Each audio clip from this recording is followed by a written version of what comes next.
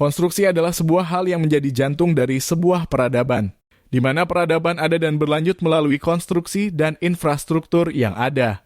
Proyek pembangunan gedung kantor Jawa Metalindo Prima Industri Kota Surabaya bertujuan untuk membangun infrastruktur yang berkualitas, dapat diandalkan, berkelanjutan dan tahan lama, dengan berfokus pada fungsi ruang dan kenyamanan bagi karyawan Jawa Metalindo Prima Industri. Gedung ini merupakan fasilitas yang dibuat secara khusus untuk mendukung kegiatan karyawan PT JMPI dalam kehidupan sehari-hari. Adapun proses dari pembangunan gedung kantor PT JMPI ini yaitu sebagai berikut. 1.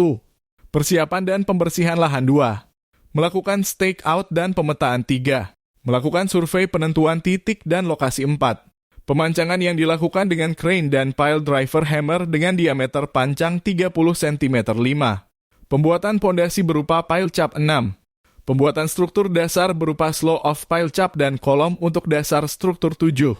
Pembuatan kolom komposit, balok baja, dan plat lantai sebagai struktur utama gedung. 8.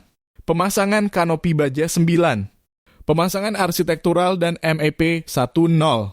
Finishing berdasarkan SDG 9, Industri, Inovasi, dan Infrastruktur proyek pembangunan gedung kantor JMPI Kota Surabaya bertujuan untuk mendukung kegiatan kerja karyawan PT JMPI. Gedung ini dibuat untuk sentralisasi perusahaan di mana Kota Surabaya sebagai salah satu kota terbesar di Indonesia akan menjadi tempat strategis dan memudahkan mobilasi dan pemasaran produk dari PT JMPI yang bergerak di bidang steel atau baja.